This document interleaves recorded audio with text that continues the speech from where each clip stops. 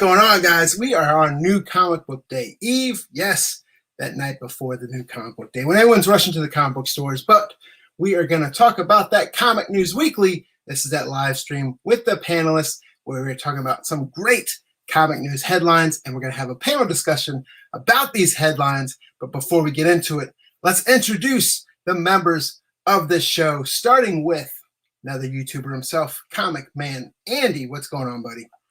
What's going on, Brian? Thanks for having me. We also have writer of the Any Spotlight series on comicbookinvest.com, the other Andy, but we are going to call him Tomberlin. That's right, Andy Tomberlin. What's up? Glad to be here. And another Instagrammer, Patreon member, contributor to other YouTube channels. You've seen him on Flipside. But we got Blue Green Artifacts himself, Mr. Tony Fix. Oh, it's me. Hey, how's it going, everybody? Good to see you. Happy Wednesday Eve. Yeah. And going. Dan Kim from Dank Comics can't be here tonight, but we also have a special guest. You might know him, another YouTuber from Skeff. It's Comic Knowledge. We got Skeff with us tonight. What's up, you guys? Welcome back to Skeff Comic Knowledge. I'm on the wrong channel. Hold on a second. We like the energy, though. My bad. Hey, what's up, y'all? And bringing us up, finishing off the panel, we get Renavision himself, Mr. Peter Rena. What's up, everybody? He's coming with drinks, BYOB. Always. Bringing up the Bring shit. your own books. We have some great topics to discuss tonight, and we're also going to talk about, we added a little section at the end where we're each going to talk about our favorite book that's coming out tomorrow for New Comic Book Day. But we're going to get right into that first topic, starting with, hey, we talked a little bit about those unexpected cameos that are supposed to show up in Loki this season. We had that premiere, and it turns out Loki is the highest premiered Marvel show on Disney+. What did you guys think of this first episode? Tomberlin, let's start with you.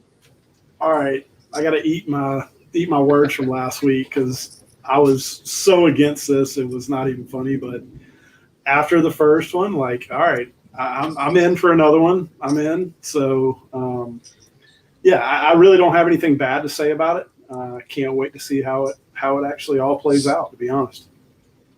I didn't have a whole lot of time, but like I said, I did squeeze it in. El Beardo King. Oh, boy. I went in kind of with mixed feelings and was incredibly surprised, and I felt like that was extremely well written. They made Loki very interesting in that. Like, there were a lot more layers and a lot more depth to that character than I thought there was going to be, and I just felt like it was really well written, and we were glued to the show the entire time, and we immediately went into binge mode looking for the next episode, thinking, oh yeah, this isn't a Netflix series. We gotta wait. What about you, Tony? Did you get a chance to watch it? I did. Yeah, we kind of have I've got a 7-year-old and a 9-year-old, so we make a point to watch whatever new Disney Plus show is out on the evening that it comes out. I liked it. I've been looking forward to it. I try not to be a hater on any content, any shows that people are putting on. Being a comic fan, I'm just thankful to have so much, it's like a plethora of awesome shows coming out. I wasn't blown away. I liked it. I like where it's going. I like Tom Hiddleston. I like the writing. I like the TVA, and Owen Wilson was just Owen Wilson, like he usually is. It made Infinity Stones like totally obsolete right off the bat, right? Yeah, it made a lot of stuff. It was cool. It wasn't like amazing. I'm looking forward to some big things because I think they're going to try to do some big things throughout this series. So liked it, didn't love it. Yeah. Scaff.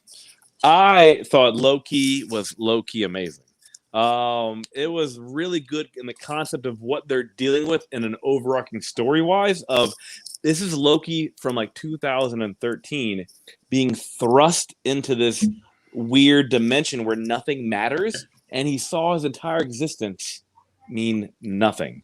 So the dramatization of like that and that involvement of what it's going to do to this character going forward, and how the TVA is going to impact the MCU going forward, it leads to it's like a big tree trunk, and the way it can spread out and what it can cover and kind of like dabble into is surreal with their resets. What do you think, Peter? Yeah, you guys are so reserved with this. Come on, I mean, this episode, while it might not have been like earth-shattering, groundbreaking, they covered a lot of ground in this one episode. Yes. Setting up the TVA, getting Loki back up to speed with the Loki you kind of expect now, as opposed to the one that was in Avengers. There was the bad guy. Like, a lot of growth happened that they had to speed through, and they accomplished it in this one episode. Yeah. Apart And from you gotta all look of the behind silliness, too. And you get a good look behind his ethos, right? Where he's just telling you, hey, I don't want to do bad things, but I kind of got to. Yeah, and you had so many great moments with the am I a robot? I don't know, like the Honus Wagner sitting there on equal footing with an Infinity Stone, like that drawer, right? That drawer was like the concept of like that drawer with the contraband that was in there. It was surreal to see what's in that drawer if you pause it and take a look, and how it's just like this dude like I got a bunch of these. I just use them as paperweights. Yeah, like, Boy. Everything that he wanted to do really didn't mean anything in the long scheme of things. Yeah, and it's hard. Also, if you're watching the chat, make sure you guys join this conversation because we're definitely going to highlight and bring up great talking points as well. But it was great because I almost forgot, that's why I hate time travel shows, is because I'm too dumb for time travel shows at times. I get tripped up too easy. But I almost forgot, like, hey, we saw this other story of Loki, but wait a minute, no, we're going back to where, Avengers happened. And I loved Lightning McQueen in this show. I mean, ka-chow, Owen Wilson, he played off Loki. It was like two main characters there. It was great to watch. Not to mention that TVA, that one officer who was just badass and she was just whooping people's ass. She was actually in Lovecraft Country. That actress, she was. She was in Lovecraft Country. Nailed in that show too. Yeah, I agree. Owen Wilson he stole the show for me, and I agree with what Burt Family Comics said. It was definitely the best first show that Disney has launched so far. Which WandaVision what Burt is like, saying also. Yeah, that's what I'm saying. Yeah, WandaVision was like, what the hell are we getting into here? Falcon and Winter Soldier, whatever. Well, just to go over some numbers, we talked about it was the most premiered Marvel Disney Plus episode, especially with the 6-episode season. So it premiered with 890,000 households watching. Wow. Next to that was Winter Soldier at 759,000, and then WandaVision came in at 655,000. So I think I've also seen people, if you're watching Twitter feeds, I've seen people upset they don't like this Wednesday premiere date. Are you guys fine with the Wednesday premiere, or do you went to Friday? And I didn't watch it till late Wednesday night, so I wasn't tracking when the premiere happened. Does it come in the afternoon, or is it available first thing Wednesday morning? I haven't paid 6 I want to say 6 a.m. Okay, I thought it's early. Whatever time it is, it's definitely early. It's like I like Wednesday. It's Bad Batch it's on 3 Fridays. a.m. It's 3 a.m. because the trick is it goes to midnight, I believe, on the West Coast. So it should be like 3 in the morning for us. 3 or morning, 6 in the morning for us on the East Coast. I think I'd prefer Friday openings, and I liked it the first couple. I think where they released the first 2 episodes at the same time. I believe they did that for one. They did that for WandaVision, but they didn't do it for Winter Soldier. Winter Soldier just got the 1 episode. WandaVision got both because of how nothing really happened the first 2 episodes. Let me ask you guys this: with WandaVision and then Winter Soldier, Captain America, or Falcon and Winter Soldier is a little bit different because those characters have been around a while. But the WandaVision, all those shows, you saw a lot of comics, certain issues with those shows that kind of take off again within the speculation market. We've seen some with Loki, but I haven't seen that like one book right now that everyone's searching. I know they're going after that Fantastic Four, that first appearance of Mobius. I've seen the Kid Loki stuff flying around again. Have you guys seen it? Lady Loki. Lady Loki is right. Yep. I think they're keeping a lid on if there are some other major or new characters who haven't been introduced to the MCU yet. It seems like they're keeping a lid on who they might be. And I mean, granted, in the previous seasons, we'd hear rumors of somebody who never showed up anyways. So, I don't showed up think here. He was in a window.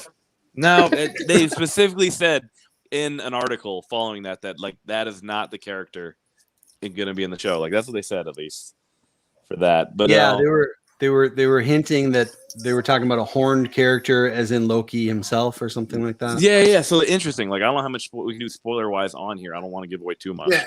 So I don't want. It's a stained glass window. We're spoiler free. We're spoiler free here. Earmuffs. Right? Earmuffs. Turn away if you go. Well, it's interesting, right? So you find out in the first episode who the villain is of the series, and it's interesting to see who that villain is and how it's going to play out in the long run, right? Like the villain is very interesting on who they picked to be the antagonist for the quote-unquote protagonist of the series. Yep. There you go. That's well what's done. going to be really interesting. Without giving anything away. Right? Just when you find out who the villain is, which you find out in the first episode, you're like, oh, okay, this is going to be good. Yeah. We had the exact same reaction. I was quite surprised. But yeah, so we got a panel consensus. Everyone seems to like it. People in the chat seem to like it. I haven't seen too many people that were like, I don't really care about Loki. But moving on, Peter, we got some DC Universe news, right? Yeah, it's weird, right? DC, like, you would think, who cares? It's DC. But I gotta admit, I'm a fan of the 90s and the 80s. It's just, I am. So seeing WildCATs again, it reminds me of those good old days. Jim Lee covers and all that fun stuff. So to see them bringing the rest of this team, like, because Grifter's been in the DC Universe for a little while already, but seeing that they're now bringing the rest in, you got Zealot showing up. They're talking about Void. I'm not sure who he's talking to on the comm. It could be Voodoo. I don't know. It's probably not Warblade, but it seems like the rest of the team is coming into the actual DC universe, and it's kind of, it's a little exciting. I mean, where else are they going to go? One thing I found interesting about that article is they made a point to say that they're being introduced with not just like Zealot and Void, that they're being introduced with the word "the" in front of it. And then that article, they're talking about how it kind of is doing it to play down their superhero ability within the DC universe. Interesting. I mean, I wasn't a big, huge WildCats fan. When I think of WildCats, I think of Goldie Hawn coaching high school football. Yes, Excellent. with Blade, Wesley Snipes. Yeah, Woody and Wesley's first team up before Money Train, before White Man Can't Jump. Yes, UGLY movie. It's a sport of kids. You ain't got no alibi. Goldie Hawn. I'm more excited about the Goldie Hawn one than this one. That's just my opinion. I just derailed the conversation, but back to DC Universe and WildCats. I know Tony Fix is excited. Peter, thank you for talking about this. Thank you for bringing this up. The WildCats have a place in my heart and a place in my long box down in the basement. I'm old enough to have been a collector back when Image launched, and this was my very first speculation play. Diamond Previews had an offer. If you buy 100 copies, you get the gold embossed version, okay, or a special version. And me, as the young collector who had a job bussing tables at TGI Fridays and saving on my pennies, I'm like, I'm going to make an investment decision. So it was either 100 copies of WildCats, which was coming out 1 month, or 100 copies of Spawn #1, which was coming out the other. Which one do you think I chose? Apple stock. Tell me you chose Apple stock. Yes. Savage Dragon. I am still sitting on about 4 copies of WildCats #1 in my basement. I did a con a few years ago, and with any purchase, I gave away a free copy of WildCats #1. And they're like, no, thank you. No, people were cool. I loved Jim Lee. I loved the X-Men. That's why I went with WildCats at the time. hindsight being 2020. I got rid of the embossed one a while ago, and I probably shouldn't have. But love Grifter. Love the fact that these are working their way back into the mainstream. DC, I'm not a DC guy, but I don't hate on DC either. I want them to succeed. But if they're going to, I think they need a little bit of fresh blood and not necessarily 3 Superman books and 5 Batman books and 2 Wonder Woman books. You know what I mean? Yeah, so I got you. I think something like this might be the way to go. These characters do have a little bit of a history. They have a little bit of a cult following, a little bit. Let me ask you, is anyone reading Batman Urban Legends? Because what was it, issue number 4 that brought these in here, right? Where Grifter's protecting Lucius Fox, and then he kind of gets they bring in Zealot and Void towards the end of the. I have not. Not before this. Nope. I didn't check it out before this. Yeah, I mean, I saw it. I haven't read Urban Legend. Has anyone in the chat read Urban Legend? Is it worth reading? It's like an anthology too. Like there's multiple stories in it. It's almost like a Star Wars Tales because it looks like it's pretty thick. Like there's a lot in there. Anyone else in the chat collect WildCATs? Because it seems Peter and Tony are super. We're on an island. Super psyched. I'm not trying. I'm in for it too. I mean, it's got the nostalgia factor for me. I mean, a lot of us got into it right around then. Like I Tony. do like Grifter. I mean, it was what Muscles Inc. back then. I mean, muscles for days, and it hits home for me. So I am excited to see it. Now, do you get more excited when you see those characters from the 90s when they're coming into like the comic world of today, and the art style has changed so much? Do you miss that 90s comic art style, or you're just like, I don't care, the characters I want are here?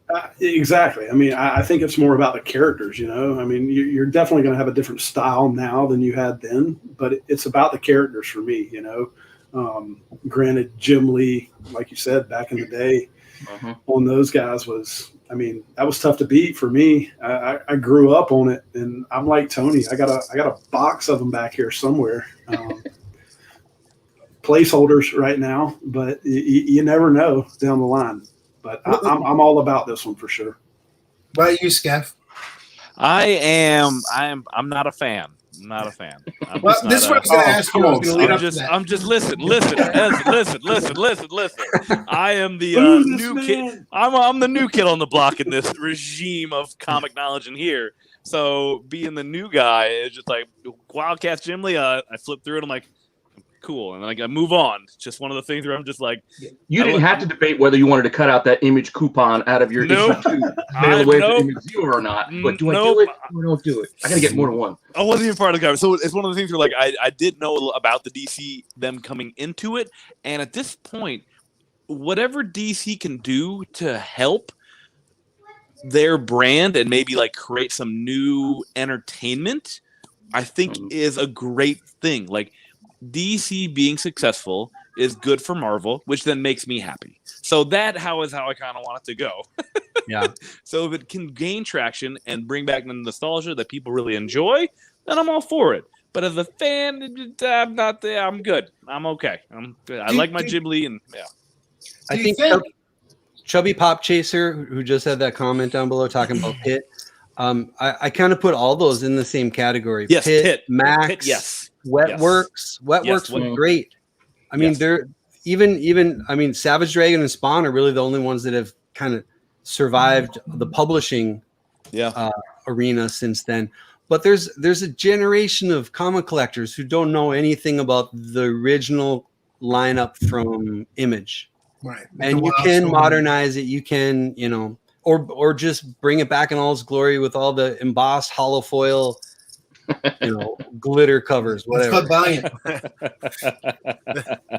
But it makes me wonder. Shiny cells. Yeah, it makes me wonder also, you're seeing a lot of TV and movies get rebooted, right? And then DC, we're starting to see that resurgence of the 90s characters again with the Wildstorm line. And then even, was it the Milestone with Static Shock and some of those other characters? Yeah, that came out today. By the way, Static Shock number 1 came out today. Great read. Like I actually picked it up off a recommendation, but it came out today. That's right. DC's a day earlier. Yeah, DC on that Tuesday for AT&T, Big Daddy AT&T release date. Static Shock #1 is good though. I like the art. Like it's cool. I didn't even know who did it, but I read it on a recommendation. It was good. Corey Randolph was doing one of those covers, I believe. Right? I don't know if he did interior, but not Corey sure. Randolph does great stuff, He does. especially if you're a fan of Excellence, and he's done a bunch of DC covers as well. This topic's so hot. My whole house did a full power reboot, so I'm right back in. It wanted you to run away from WildCATs that bad. Image will do that to you, man. The computer's like remember- WildCATs. Click. You're looking to see if you Wildcats. had that movie in your DVD collection, that Golden Right? Pond movie. Where's WildCats has a WildCats? special place in my heart, though, because that was one of the first series that I collected regularly when Image booted up, and that was a ton of fun. But DC, man, for me, DC stands for don't care. A lot of the stuff DC puts out is just. Whoa. That's brutal. Don't you say that? Don't you ever say that? That's so I mean, like brutal. DC's going to be the nail in the coffin for WildCats, for as far as I'm concerned. Like, the stuff that they put on screen, the stuff that they do is just flatlining where I'm at. Why can't It's- Image do WildCats? Is there a reason behind that? Like, Good why question. can't Image redo it? Well, I think it's with Jim Lee. Jim Lee, he brought it with him. He's a DC guy now and has been. Right, for- exclusively. Yeah. I think all of Wildstorm got sold off to to DC. Warner Brothers. Okay, I wasn't sure. That's what I was like. Wait, it was Image. Why can't they just do it again? Okay. And yeah, Tony, that was one of the very first ongoing series I was collecting as a kid, where I would buy one, stash one, buy one, stash one, and You want to buy another one? Because I got a couple. I'm sure you do. I might actually take you up on that for nostalgia. Any newsstands for fun? No. I hated the Oh. newsstands back then. Did anybody else hate No. newsstands back in those days? Like, I don't want this 7-Eleven copy with this barcode on it. I- Get this thing out of here. Yeah. I mean, I I would take. didn't. I wasn't Yeah. even paying attention to it. Was my problem back There was then. the no idea. animated series, wasn't there, back in the 90s? I don't remember watching it, but I think it Yes, even there was. yeah. Yep. Well, there you go. Well, speaking of DC Comics, they did have an imprint not too long ago called Vertigo, right? And out of that Vertigo imprint came a little Jeff Lemire book, right? Ooh, speaking of that, that's a great segue into Sweet Tooth here, which Hmm. I'm excited to talk about with you guys tonight, because we sat down, my wife and I started binging Sweet Tooth. I have never read Sweet Tooth. I missed the boat on that one, never got into it. And backstage before we went live, we were talking about how that show hits differently as from a parent's perspective. And I agree wholeheartedly with that comment. And it tugs at our heartstring, and I love it. I'm really digging that. Where am I getting at with this? I kind of feel like it was almost Apocalypse Light, but the show was really good, and it made me really sit and ponder at the end there. Like, if they took Jeff Lemire's Sweet Tooth and did this, what does that mean for the rest of Jeff Lemire's work out there? And I really want to pose this question to you guys as far as what about Jeff Lemire's other work, because Essex County, The Nobody, Sweet Tooth, Animal Man, Black Hammer, Gideon Falls. Gideon Falls rings a bell. Descender. Descender is one of Lemire's best pieces of work that Descender. almost never comes up. Hmm. So I think Tom one of his works I like the most that people don't buy because it's always print to order. His TKO story, Sentient, is one of the best stories out there. Mhm. Is it? I did, yeah, that was a good one too. And because Lemire is so heavy-handed in the indie area, I kind of want to start it with you, Andy T. Like, what's your take on what this could do to Jeff Lemire's other works? All right. Full transparency, I haven't seen it. I just haven't had time, but I've heard nothing but good things about it. So it is high on the list. But I know the problem is when I sit down to watch it, I'm going to have to watch it all.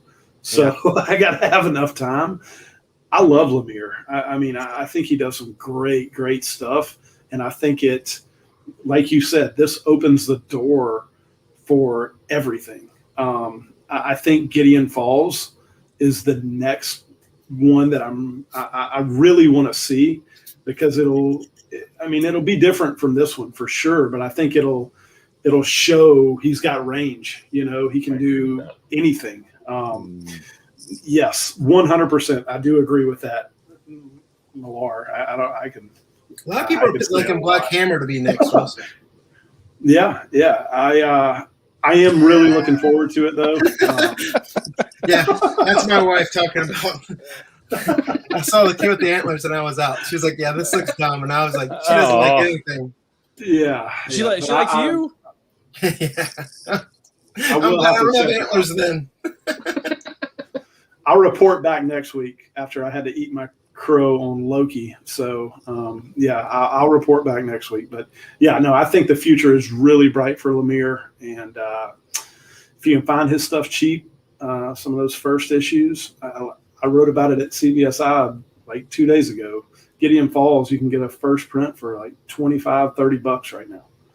I think it's a no-brainer, So that's my take.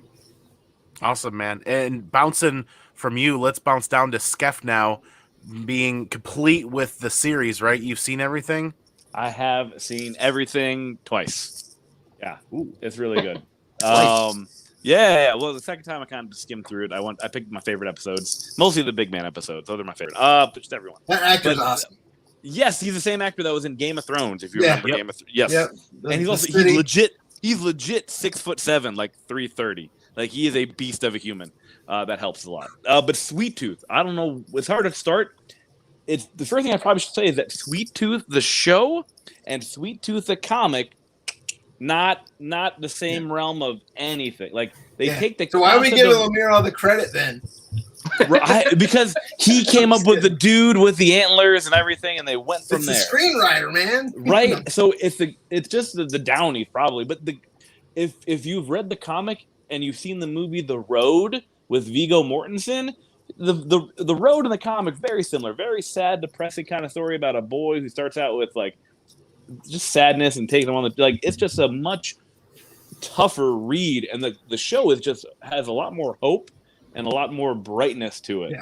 So it's something where people, if they want to continue reading the story, I tend to say you could read the comic, but you're going to read a very different story than what you get from the show, which they kind of just like changed up a little bit, and it's just it hits differently. So if you want to reread it, it would be or read the comic, go for it. But it's a different story, like same premise but told differently from two different points of views. Okay, gotcha. Yeah, that's a really interesting take because, like I said, I have not read the book. Now I'm gonna have to make sure that I go back and read the book. You may, if you can get through it. It's sad. It's hard. Yeah, book's hard because it came out in 2009. Art style is okay. Like it's a good read, but it's a tough read. Well, if I'm going to be this invested in the show, I'm going to want to see the other take and read the book. So it's probably going to end differently, probably too. Yeah, that's a good point. Yeah, because the trick is like the premise will be there, the concept will be there, because the trick, but it's going to probably play out a lot differently. And the book, he opens a candy factory. Right. Like I don't think it's going to happen. Has golden tickets to invite people. Are you serious? No, you're not. So I think this is going to be like a 3-season or 4-season show with the success it has received, and they're going to play it out a lot differently than they would the comic. So I think what it did is that I think it's a great foundation, but for like other of Jeff's works becoming a show, it's one of the things where it's still hard for me to see because they kind of just took his foundation of what he wants to do and went with something kind of really different. Interesting. Okay. So, hey, Pete, I know you said you didn't watch the show, but did you read the book? No, on both counts, and I suck. But no, I have heard great things about the show. I do want to watch it. I do want to check it out. I just honestly just haven't had time. Just with playoff basketball and all this YouTube stuff, I just haven't had time to settle in for a binge show. If they went one a week, I could probably talk myself into I can do an hour. But once I sit down to start watching, I can't stop. And I can't be up till 5 o'clock in the morning binge watching a show right now. Like day job stuff, I can't do it. That's the whole reason I couldn't do it, and why I could sneak one Loki in, So yeah, because I have 100% get that. I have no impulse control. So once I start, if it's there, it's like if you give me a bag of chips, I'm just going to keep eating if you leave me the bag. Like, I'm not going to stop. Yeah, next thing you know, it's 4 a.m. and you got to be at work. Zero self-control. Yeah, I'll go one more. I can do one more, and I'm like, well, there's only 3 left. Right. We just got to watch the regular Lord of the Train. Yeah, the soundtrack was solid. It was really weird, right? So my wife actually watched Sweet Tooth before I did, unaware it was based off a comic. And she came up to me. She's like, "Have you seen the show with the dude and the antlers?" I'm like, "Are you talking about Sweet Tooth?" She's like, "Yeah, it's amazing." So like, my wife, who doesn't like anything comics, absolutely loved the show, and she's like, "I want to read the comic." So I got her the comic, and she's like, "You can have this comic back," because she wanted to find out what happened. And she's like, "I don't enjoy this as much." And I'm like, "I told you." So, but high recommendations from her, who doesn't like anything like comic related. I love Jeff Lemire as a writer, but I can't stand his art. I'm not a big Jeff Lemire art fan. I understand some that's where it works for some. I like the only caveat to that is I did like his Hawkeye variant with Bishop on the cover. But 9 times out of 10 when I see Jeff Lemire art, I'm just like I'm not wowed by it, but I love his writing. He's written so many great stories. I mean, Skull Digger and Skeleton Boy, you guys talked about Gideon Falls. You talked about Black Hammer. He did Family Tree too, didn't he? Yes. Yep. Family Tree, Royal City. Yeah, Royal City. I'm telling you, TKO, but that Essex County. that Sentient is so great. If you're talking about, hey, what could be another great Jeff Lemire show? I hope one day that within my lifetime that I get to see a Jeff Lemire, out of all his work, I hope we get to see like a Green Arrow TV show. Oh wow, yeah, that'd be hard for DC to pull off. Yeah, I don't know. Yeah. Did y'all ever read the book AD After Death? Yes. Oh, See, yeah. I like that one too. I think Black Hammer has the best chance. Yeah, you get that. Black Hammer has to be an animated show. Yeah, like someone mentioned, like that. Yeah, honestly, someone in the chat mentioned an animated show. Yep, I completely agree. That's like the next Jeff Lemire project. If it's gonna probably be anything, that's probably Just don't let him animate it. Sorry. Yeah. Right. Listen here, John Romita. Don't be animated. And Ryan Smeltz is in the chat. He's a huge Black Hammer fan too. So, but Yep. And I wore my AFC Richmond shirt for Bride tonight as well. Nice. Ted Lasso, man. Oh, that show hits differently. Oh, all the feels. Yeah. I honestly think Descender needs to be a really good 3. It was optioned at one time. It was. I had heard that, It was. but then it didn't really go 2000, anywhere. like right when it came out. Yep. So rounding right back to Tony here, man. Did you get a chance to watch Sweet Tooth? And did you read Sweet Tooth? The answer is no, and no. That's why I did my homework, chat. You better. That's why we're finishing out with you really quick. And I don't know. There's so many good things that You're welcome. Lemire does. Gideon Falls and Descender are the top 2 on my list coming off of Sweet Tooth here because those are my favorites. Descender, if you guys haven't read Descender, I highly, highly recommend Descender. And speaking of descending, we will descend into the next segue. Boo! I'm going to start grading the segues. I would rather ascend into it. just transitions. Hey, look, he's got Ascender too, so maybe I should have used Ascend. Yes, exactly. The real question was, how was the pizza, Tony? It was good. Thank you. Oh, you like pizza? I thought you All right. I give that segue a 4. Out of how many? Out of what? 5 or 10? Out of 10. Out of 100. Yeah. That's 4. East German judge. Great. So on a curve. All right, so the news from E3 was Guardians of the Galaxy. Nah. I have to admit, I have not played a lot of video games since my days of coming back from class, plopping on the couch, and playing Halo. Not children. 10 hours, So that being said, this one looks pretty cool. I may have to give this one a ride Richmond and see what it's about. But it does look cool. I'm not a huge gamer, but Andy King, you look like you might be a huge gamer. What do you think about this one? I've played enough games in my time to know that I actually tuned into the live stream for E3 and I saw this pop up and I watched the entire portion of that. And I played enough games in my day to know that looked very similar to many other third-person shooters or open world games. I'm like, looks like another game I played just with a bunch of different skins. They called Avengers that came out last year. Okay, thank you. So I'm not crazy then. I'm not crazy. Okay. The better version of Guardians of the Galaxy was a Telltale Stories one where you got to pick your own adventure. That's the best Guardians of the Galaxy game out there.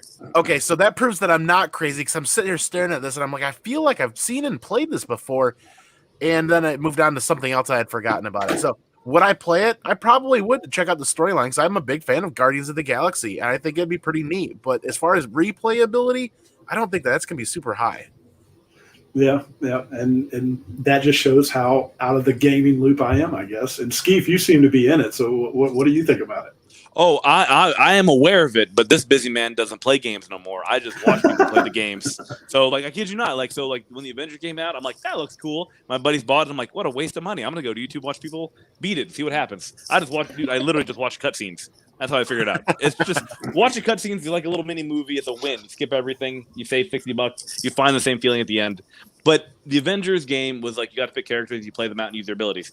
This is just like a reskin of that. There's nothing that looks like it's engaging about it at all. Like it's Guardians of the Galaxy with an Avengers, and it's just like, all right, we're super excited for that.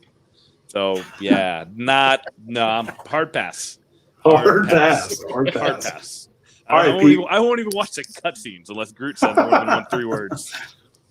I miss video games. I do. The last video game I played was Red Dead Redemption 2, and it was a year old at the point that I was playing it. Like everybody had already been beyond it, but I was like, no, I'm going to catch up. So good. Such a good game. Yeah, so I'm just well behind on playing video games. So I get that this looks and is skinned like the other games, but I didn't play Avengers either because I didn't have time. I don't have time to play this one, but when I watched it, I'm like, all right, I could see myself sitting down and playing this for a little while. You know, like it looks like they were meshing like the movie versions with the comic book versions. Like when I looked like Gamora's like look, I'm like, all right, so they're not just doing a straight movie like knockoff, but they're not doing straight comics either. I'm trying to bridge that gap. So in essence, they're not pleasing any group. No, they're kind of just spreading it around. What was the song? They did the hero song in this commercial and something else, and I can't remember what other commercial was using that same damn song. And I'm like, wait a second. That's the Footloose soundtrack. No, there's another thing that's out right now. They're pumping, and I'm like, this is the same song. Why are they using it for both? So maybe you guys out there know that I Need a Hero song, the Who's Harry Crumb song, why they're playing it in the Guardians trailer, and something else. Tell me they should be playing it while they're playing chicken and tractors. Footloose. Well, that's a callback. Yeah, that's wonderful. I'm seeing a common theme here. Tony, you gonna break the theme or what? I watched the trailer and I did buy Avengers. My hobby right now with video games is I tend to buy them and then not play them, and then my kids play them and tell me everything about it, so I don't want to play it anyways. But I have Avengers. It's just like watching the cutscenes. Same concept, just delivered in a different medium. Yeah. So I have Avengers. Haven't played it, but my youngest. But it's a good way because it's making my youngest interested in Marvel and the movies and into comics. So I look at it as an investment into his comic book hobby coming forward. But I wanted to like it, and I did like the song the best. But it, like you said, it kind of looked one way. So you only get to play as Star-Lord in this game, but you get to give commands to like Groot, Gamora, Drax, and Rocket, and it did look very much like Avengers. Of course, Square Enix does Avengers. Was it Eidos Montreal did Guardians of the Galaxy, but it's a Square Enix company, so it's very similar. You only get to play as one character. What kind of shit is that? Yeah.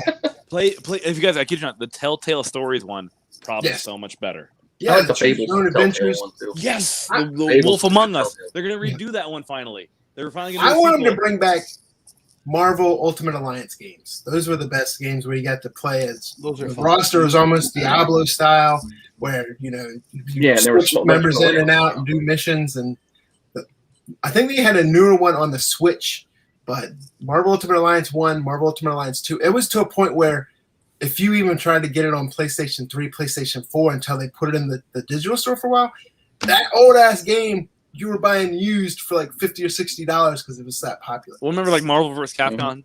Mm-hmm. Yeah, yeah, right. Just the best way to use Marvel characters. Yes.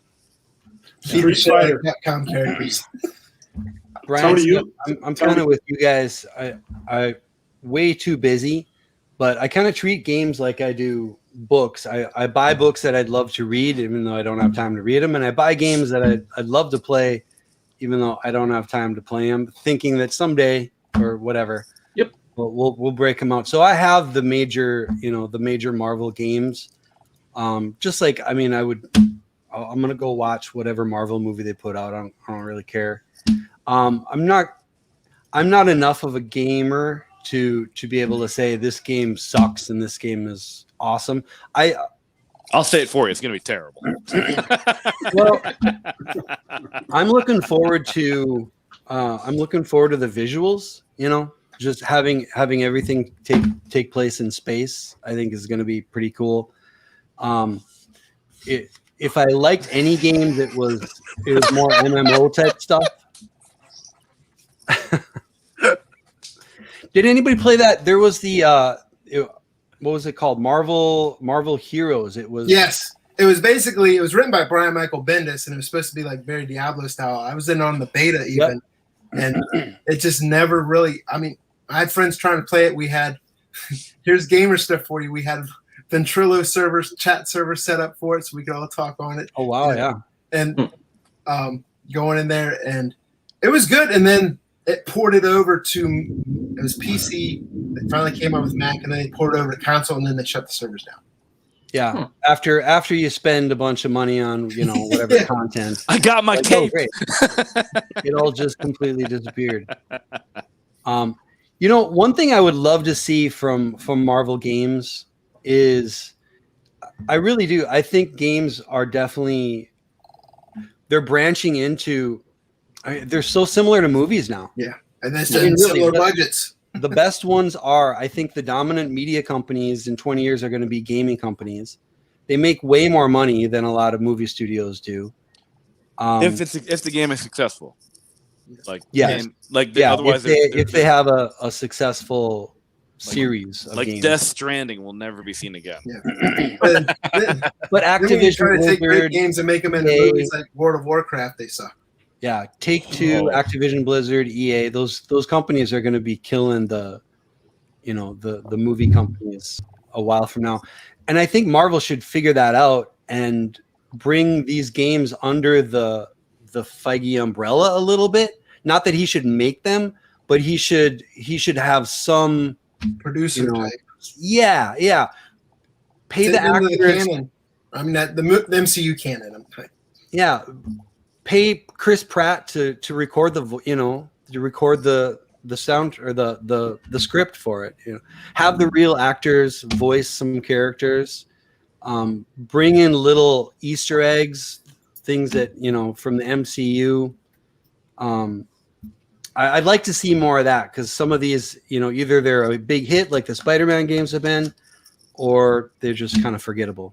Ryan Hayslip has been in the chat, and he's been playing Avengers. He says, "High society," because I got a PS5. I got lucky on that. I laughed so hard when I read that comment. I laughed. I was laughing at that comment. Yeah, I got lucky because somehow I'm in PlayStation notifications, and there's they email me and say, "Hey, register with your gamer tag and see if you can you might be able to pre-order." And then I came up saying, "Hey, you're able to pre-order," and I was sitting at a Target. My wife was checking out, and I'm sitting there in the queue trying to get it, and got the pre-order in before they actually came out. So yeah, I definitely got lucky with that. But my kids get lucky with it because they play it all the time. Yeah. I still play. I still go back to Diablo 3. It's 2 games I play. It's usually Diablo 3, and then right now it's MLB The Show. Nice. I love it. On a side note, any of you guys or anybody in chat, anybody used to play City of Heroes? Oh, yeah. I remember that one. Was, in my mind, that was the best superhero video game I've ever played. Yeah, as we all tried to make licensed superheroes out of our heroes as best that we could. Right. But there were so many game modes you could quest, you could do stories, you could solo, you could do, and your backstory and the way you could build your power set was just amazing, customized. Another thing, if you like that Marvel Heroes game, the DC Universe game that Sony has is similar to that, where you can build out your character and do a bunch of missions and stuff. That's still there. But let me ask you this also, because we talked about the Avengers, talked about the Guardians of the Galaxy game. You've seen everyone in the chats is like, yeah, whatever. But Sony had that Spider-Man game. Sony announced that Miles Morales game, and everyone was like, heck yeah, I almost said the bad word. But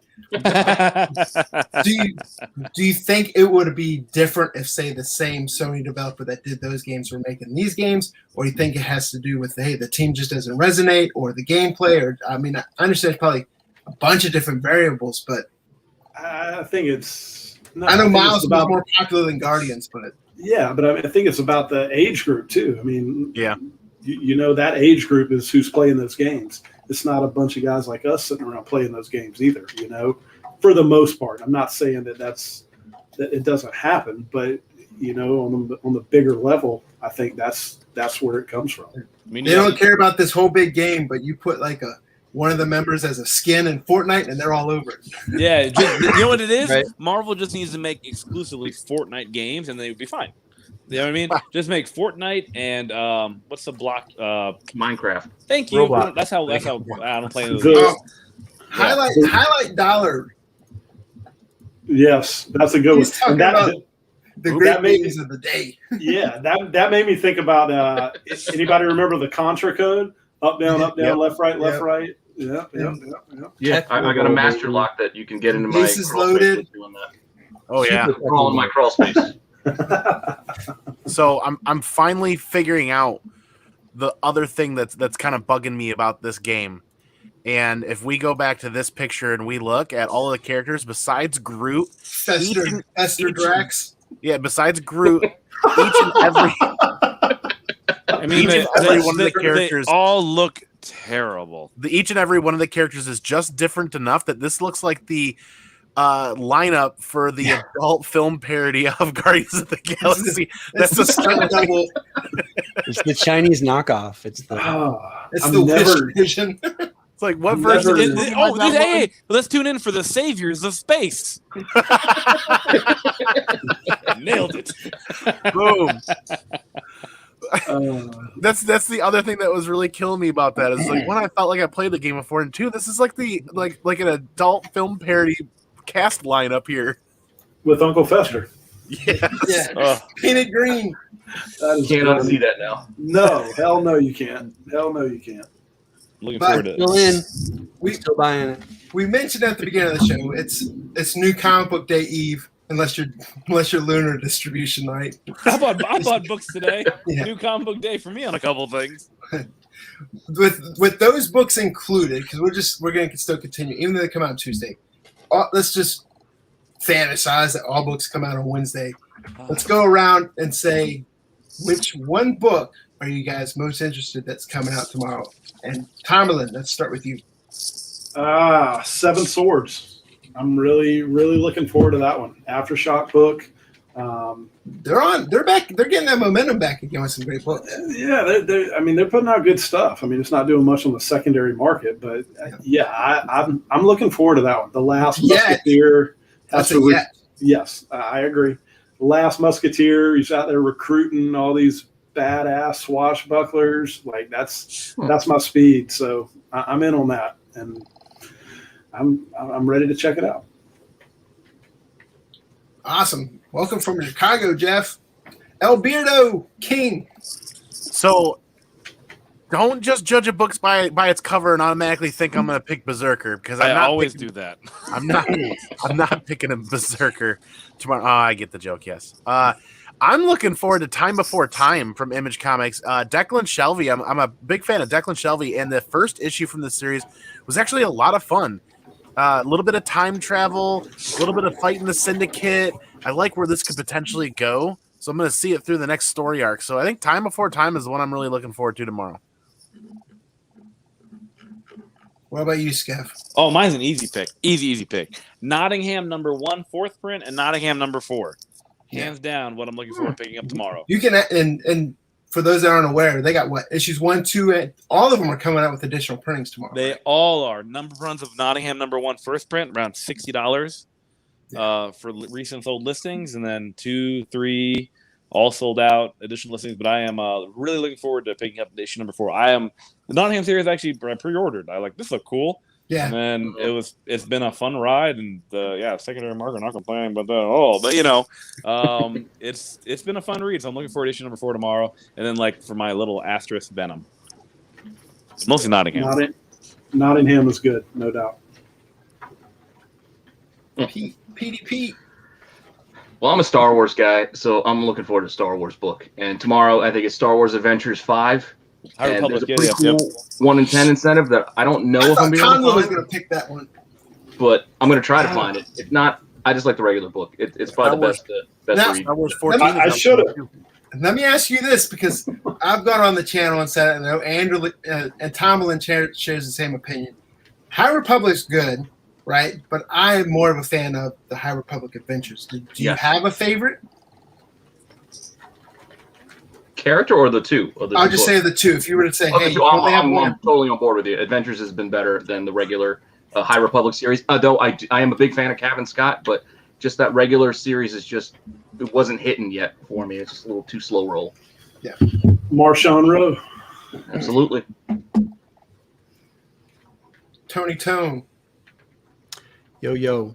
What book are you interested in for tomorrow? I think I'll put my spec seller hat on. All 900 covers of Venom 200. Yeah, no, you know what? I shy away from that covers? stuff. The big release, it's 50th issue, 5,000 different variants of this or that. I try to stay away from that stuff myself. I'm more looking forward to actually the Static Season 1, which officially came out today, right? It's great. It's really good. Yeah. We talked about that while you were pooping. I'm looking forward to that. And I think the Demon Days Mariko might be flying under the radar a little bit. Yeah. I think people were a little, underwhelmed by the first one. This is a one-shot. I like that kind of Elseworlds kind of stuff. But it's written and drawn by Peach Momoko, right? Yes. What's that? And it's written and drawn by Peach? Yes. Yep. It's her pet project. She loves it. Yeah.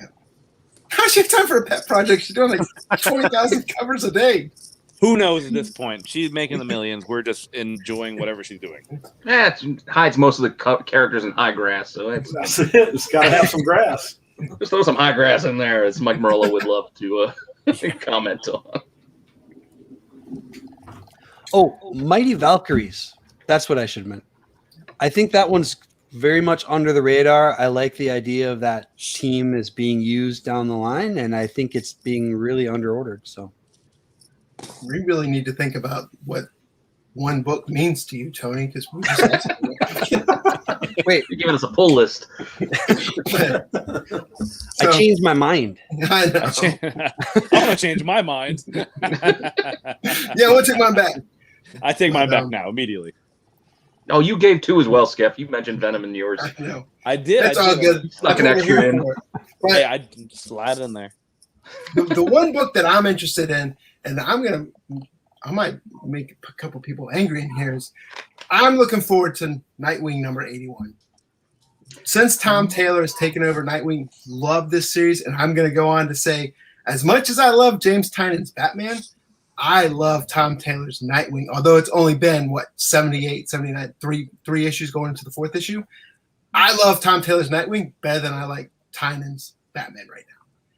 I haven't been this excited for Nightwing. I loved Dan Jurgens' take on it, but since Tom Taylor's taken over, and Bruno Redondo, I had to write that down.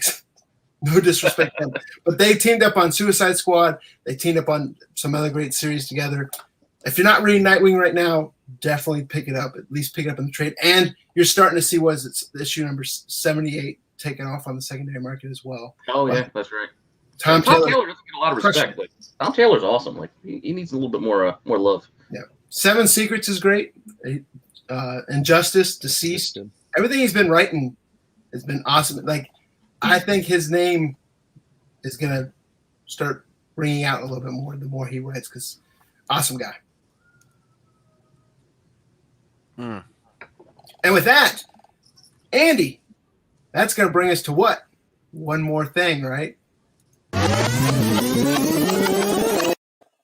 right, one more thing.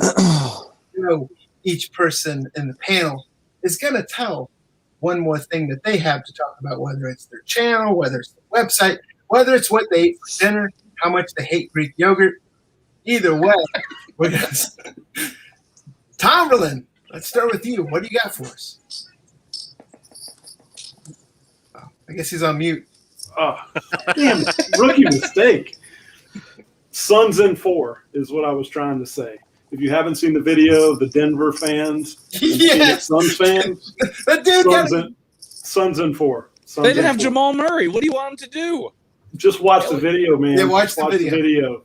Just Google Suns in 4 video, and this dude tries to pick a fight and gets his ass whooped. Suns in 4. There's been a lot of fights. A lot of people get hit in the mouth at these sports events. This one was epic. Yeah. So other than Suns in 4, the dude was like holding him there, having a conversation. Oh yeah, wailing on him, dude, wailing on him. But other than that, go over after you get done here. Check out Keep It Thorough, Indie Spotlight Series Show, comicbookinvest.com, and the Modern Playbook over on Tales from the Flip Side. El Beardo. We're gonna make it stick. One more thing. I am branching out on the interwebs, and I've signed up for my first ever live auction on the Whatnot app starting this Friday. Cool. So I'm really excited for that, because that's going to provide something a little bit different and a lot of fun, a lot of furious action, 1 minute auctions starting at $1, some really cool stuff. I've watched the auctions. It's been a blast. I've watched the card breaks. I don't even buy sports cards, and I've been wanting to buy in on some of those card breaks. Now you will. They're a bananas fun, good time. I'm serious, but I cannot wait to do that. This Friday, 8 p.m., I'm going to dig through the boxes here and find some killer books for that. It's going to be a blast, which means that also I'm going to be getting that video together for that journey to 1,000 subscribers on my own channel, because I am dubbing this the Slabaganza giveaway coming up. A Comic Man Andy's channel, the Slabaganza giveaway. Say it with me, like a car sales. Slabaganza giveaway. Slabaganza. Sunday. Slabaganza giveaway. That's coming up right around the corner. For some reason. What's that? Slabaganza makes me think of hanging meat for some reason. Like, come get your pepperoni and salami. This auction's gonna be meaty.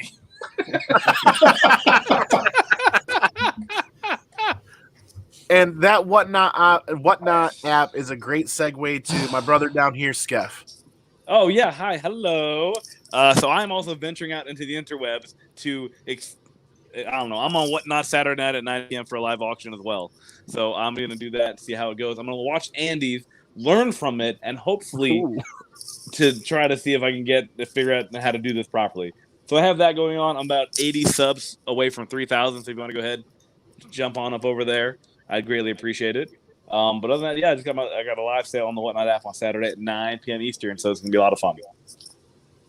Yeah, I definitely want to make sure that for those that are watching, thanks, Skeff, for coming on, and we will put the link to your YouTube channel in the description of this video as well. So if you guys haven't checked out Skeff's YouTube channel, make sure you check that out. Thank you. Tony Tone. I guess on Friday I'm going to go buy all of Andy and Skeff's books. No, Saturday 9 p.m. Eastern. Saturday for mine. So save your money, and then yeah, you're good. Okay. Yeah. No, one more thing. Come over to Instagram. Check out my feed, Blue Green Artifacts.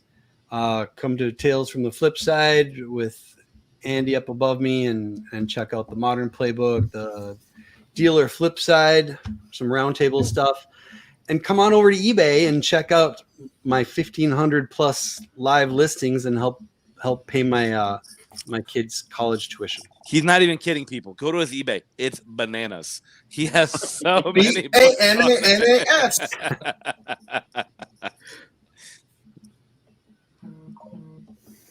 What you got, Peter? Beer. I got a drink. A good beer. He would like to plug that beer for how delicious it is. This is a hazy 394 that is off of Tony Gwynn. It's a San Diego brewer. Anyway, Nice. that aside, I over on love my Tony YouTube Gwynn. channel, Renovision, tomorrow night at 9, Marco and I are doing another tier list. We just like to do dumb stuff on our totally awesome, coolest show ever. Nothing spec related. It's just we just want to talk about the stuff we want to talk about. So tomorrow we're talking about He-Man. So we're going to tier list all the He-Man action figures that I could fit into a list. I think we got like 40 or so. And then I'm going to throw out my my fantasy casting for a He-Man, the perfect He-Man movie as well. So check it out tomorrow at 9 if you're bored. So you as He-Man, right? No. What? He's Orko. If you check the IG later, you might see a picture of me with those blonde locks. Ooh. Hey, by the trailer, Orko looked like the truth. Is all I'll say. Orko looked the real deal. I have the power. Gotta So love it. now one last thing. You heard Andy and you heard Skeff talk about Whatnot. If you're wondering what Whatnot is, I do have a couple videos on my channel going through the Whatnot app, and then I have another one where I interview Chancellor, who's actually running the comic book division for Whatnot. So if you want some information on that, you can check out both of those videos. I also want to take this time to thank all the panelists on here, and I want to make sure you guys know, check out Andy Tomlin at comicbookinvest.com with his Any Spotlight Series article. Check out Count Man Andy's YouTube channel. Check out Skeff's YouTube channel. Tony, make sure you guys check out his Instagram and eBay. And then, of course, Peter Renna, he's got Dollar Bin digging up there on comicbookinvest.com as well. But definitely check out Renovision on YouTube. Great guys, great channels. I love having this panel on here. Love everyone in the chat. We had some great conversation going on in there. And let people know about this stream, guys. Every Tuesday night, 9 p.m. We want you guys that are in the live chat in the conversation as much as possible as well. And with that being said, this is Brian with Men's Comics. See you guys in the next video. Peace. She pull up, hop out, then she swerve. Do your two-step, your little cat won't make it work. Make it work, G.O.D. Make it work, strike a pose. Make it work, G.O.D. Make it work, strike a pose. I pull up, hop out.